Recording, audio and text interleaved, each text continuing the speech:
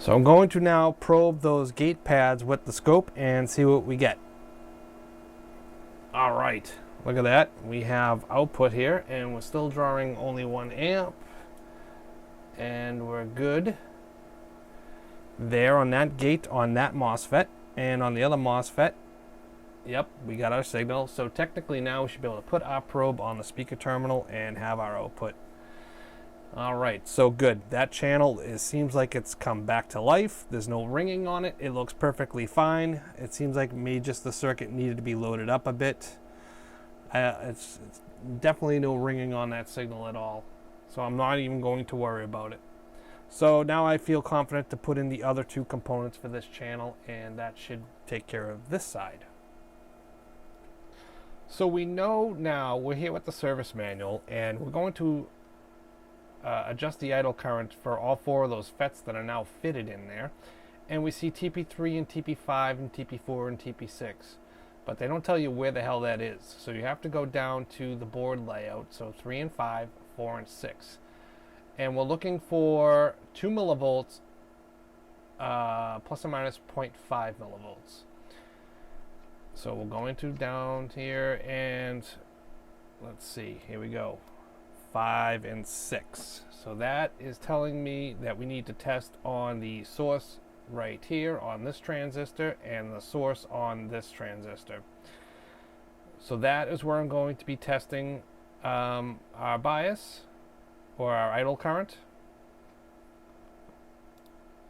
Whoops, wrong camera. So basically what I have set up here now is I have moved my amp reading down to this multimeter here, and I have changed this to my millivolts because this is where I'm going to be testing my final reading. I just want to, when I power this up, I want to make sure that I have not running away FETs, so I'm going to have my screwdriver in the idle adjustment, and I'm going to try and make sure that this is not too high. So we know it should be 2 millivolts with 4 FETs, so but we don't have the millivolts hooked up yet. We're just going by amps right now. Okay, so we're at 1 amp. Okay, 2, 9. So I'm bringing the whole channel down. We're at 0.8 right now. I'm just going to show you what I'm doing here. I'm at 0.8 amps right now, and I'm just going to bring this up until it starts to move. Just like before. Okay, right about there. Now let's check the reading with the millivolt meter and see what we're getting. Let's see, millivolts. So right here and right here. Look at that.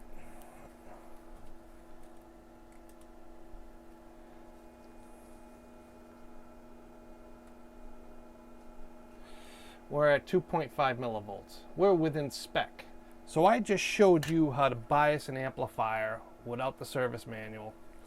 You just can use a simple amp meter and just watch the current. When it starts to go up, you know your idle adjustment should be close to being where it should be. So yeah, look at the signal. We're doing very well here. This channel is now completely working. So now it's just time to move on to this other channel.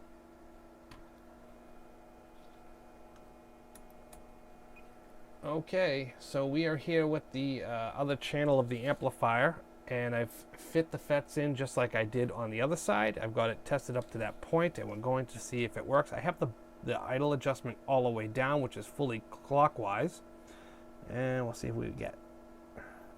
All right, so we have our output. So the second channel is repaired on this amplifier. So now what we have to do is set that idle adjustment. We're going to pretend like we don't have the service manual. So let's see. Let's just go to the service manual and see where our test points are. So test point 3 and test point 4 are the 2 points where you're going to test the source legs of these MOSFETs for your 2 millivolt idle adjustment. So if we go over here, and we're going to pretend like we don't have that service manual and we just have a current meter to do, we're going to try and just do the same thing like we did with the other channel, raise this up until we start to see it start raising the current, and just go a little bit past it, and hopefully that's going to make us pretty close to where we need to go.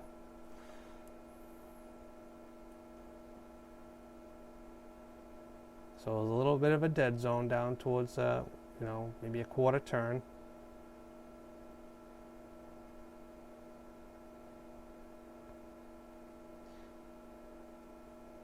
And it's a little touchy here, I gotta be honest. I'm trying to find that sweet spot. I'd say that's pretty close.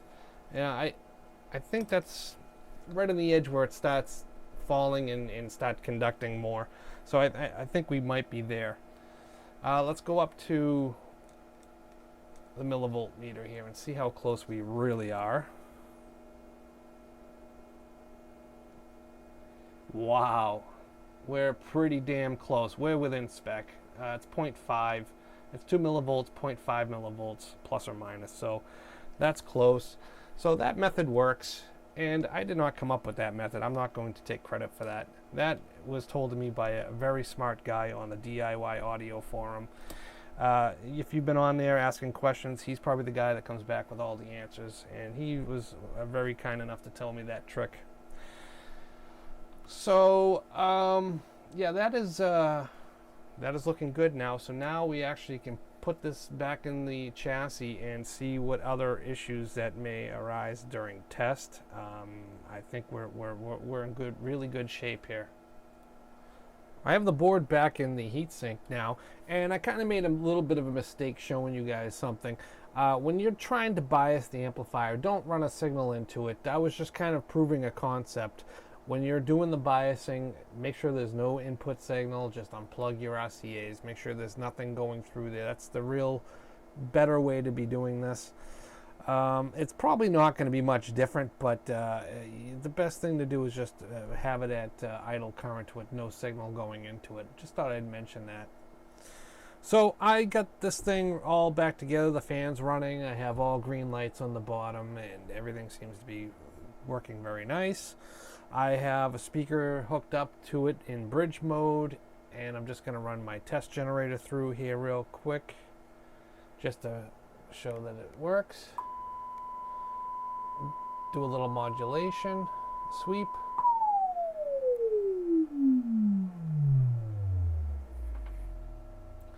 Yep, drawing some good current.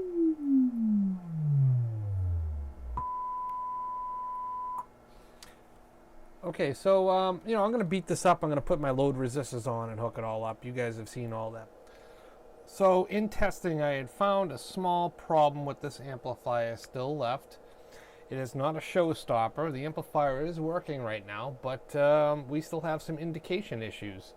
Everything is green, but technically it's not supposed to be green right now because we don't have any RCAs plugged in. We're supposed to have a floating ground condition, which is the protection light should be blinking. Let's see, it's supposed to be blinking red until you hook up an RCA signal, and that is referenced to the ground. So all we have right now is a power supply hooked up to this, so it's still green. So there's either something wrong in the second ground circuit, or it's got something to do with the LED driver and circuit. So I'm also going to test the 10 volt low. Let's go to the desktop here, and you'll see what I'm saying. Right here, the protection indicator, RCA ground floating should be blinking. So if you don't have a set of RCAs, it should be blinking red. And the power indicator right here should be blinking red as well if it's below around 9 or 10 volts. It says 10 volts in the manual, but I've seen it turn off around between all the way down to 9 on some amplifiers. So it all depends on how aged the components are, the capacitors and the circuit, and what, you know, so on. I've seen it go between 9 and 10 volts. It'll start to flash red. This amplifier, let's test that out. Let's see where we're at with this. Let's see if it does do that. we're at 13.8 volts right now, and I am going to turn the voltage down, and let's see where it starts to go. I'm at 12, 11, 10.6, 10.2, 10.1, 10 volts, 9, 8, 7, 6. Yeah, now it's just flashing because it's just doesn't have enough to even almost not even turn the amp on. So we still have some indication issues. I don't think there's anything wrong with the amplifier itself. I think, you know, if you would have run this, it'd be fine. But you know, the indications are not indicating correctly what the amplifier is seeing as in condition. So we're gonna have to probe around on that circuit and see what's going on. Most likely, it's gonna be the dual op amp for this circuit. I've seen this a lot on this particular amplifier. Replacing that IC usually does the trick.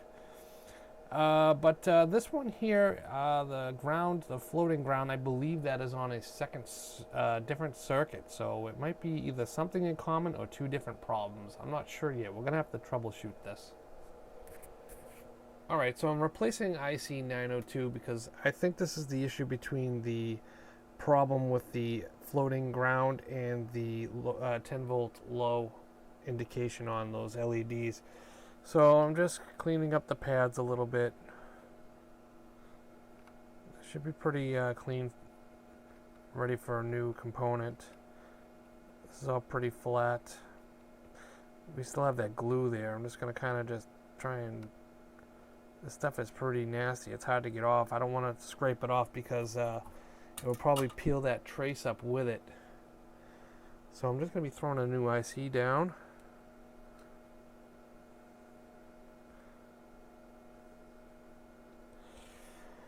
Alright. So now we're just going to tack one leg down.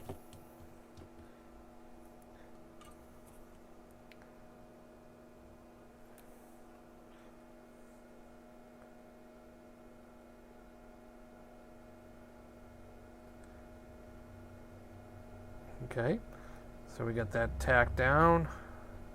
Try and tack the other side down. I don't think I have enough solder here to do that. Alright, so we'll get some more solder.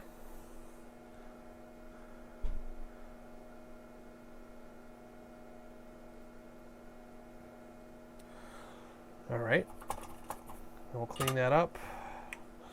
Throw a little flux down.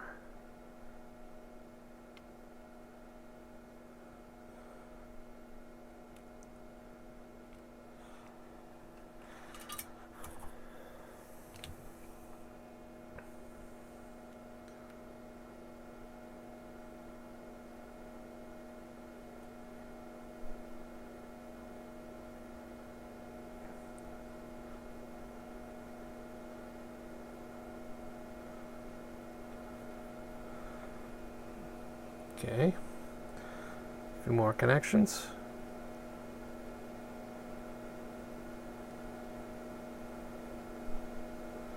That one's bridged anyway in the schematic, and there's also a piece that goes in between on the circuit board trace, so I'm not worried about that. So let's turn the amp on and see what that does. I'm going to move the camera down and plug it in. With any luck, we'll have that red light flashing here. All right, we do. And we'll connect up the ground to the RCA, the power supply ground, and that should turn green. And I'm hooking it up right now. And it works. Beautiful. Alright, so now I'm going to turn the power supply down and see if it drops out at 10 volts. And starts turning red on the power LED. So we're dropping the volts. It's now 12, 11, 10.2, 10.1,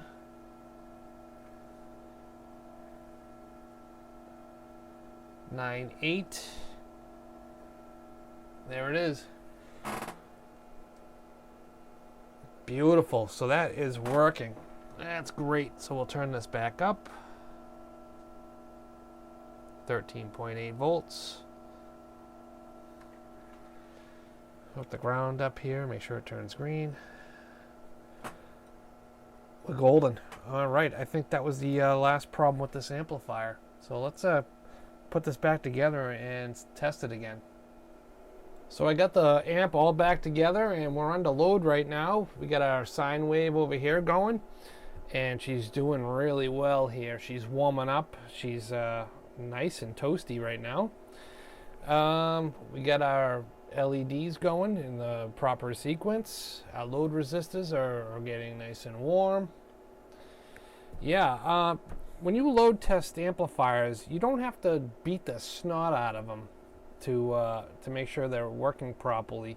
You can run a 1 kilohertz signal into them at about half of its rail voltage, and it'll at a constant wave, which is not fluctuating or going down in amplitude, and at about 40 to 45% will yield a nice test for this. It's not going to kill it, and it's going to bring it up nice and slow and warm it up. About 10 minutes later, you're going to feel that the amp feels like it's been being slammed for about an hour.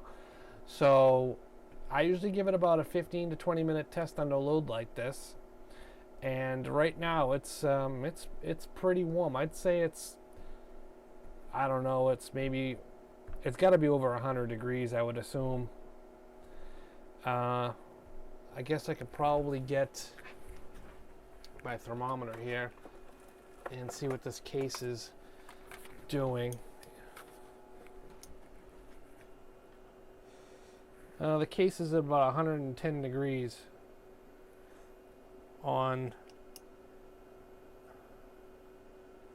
the output side. 102. All depends on where you read here. Power supply is nice and cool. It's about 92 degrees. That's got the nice fan. And on the amp section side, we're at about 110-ish, somewhere around there. 105, 107. So yeah, she's warming up. And I like I said, you don't have to kill these things to test them. You're just risking blowing them up again if you just try to throw them into trying to get them into clipping and distortion. That's not what you're looking for. You're looking for reliability at about 40 to 50%, because that is about the average duty cycle that these amplifiers are going to see. They're never on at full tilt 100%. So don't think that you have to test them that hard. If you're putting them on some kind of short duration test for like trying to figure out the power, that's fine. But if you're loading them up and you want to just have them on for a while, then this is the type of test you want to do. And like I said, this is nice and warm. Everything's functioning properly, and our signal has not changed. So I think this is a success. I'm pretty sure this is a success. That's it, guys. This amplifier is fixed. I'm going to move on to the next one. It's probably going to be very similar issues. So we'll probably be changing FETs and maybe possibly fan driver. I don't know yet. But I hope you guys learned some new stuff here in this video. I tried to get a little bit more deeper into some of the troubleshooting steps. I try not to make these videos too repetitive. So I hope you guys enjoyed the video, and we'll see you in the next one. And if you like what you see here, subscribe, and hit the like button. That definitely helps out. All right, have a good night.